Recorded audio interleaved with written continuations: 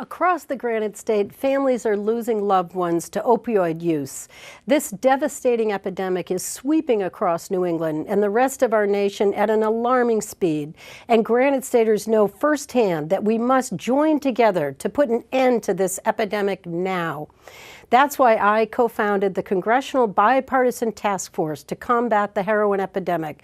And that's why I organized a special order last week on the House floor to give members of Congress from all across the country the chance to put a face on addiction and share the heartbreaking stories of ordinary Americans whose lives have been changed forever by the overabundance of heroin and opioids in our society. On behalf of these Americans, I urge the President to make this a top priority, and I met with White House officials to stress the importance of addressing the epidemic in the President's State of the Union speech.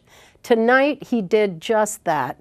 The heroin epidemic was brought to the forefront of the national conversation, and Americans across the country heard just how important it will be for us to join together as a nation to curb the tide.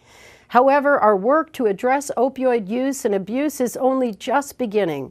My bipartisan task force to combat the heroin epidemic has introduced a number of bills to help address this crisis, and we will be introducing additional legislation to stop this devastating epidemic. I urge my colleagues from both parties to support this important legislation and pass it into law now. The opioid epidemic knows no bounds and does not recognize party lines. So it's time for us to put aside partisan games and political beliefs and come together to put an end to this epidemic once and for all.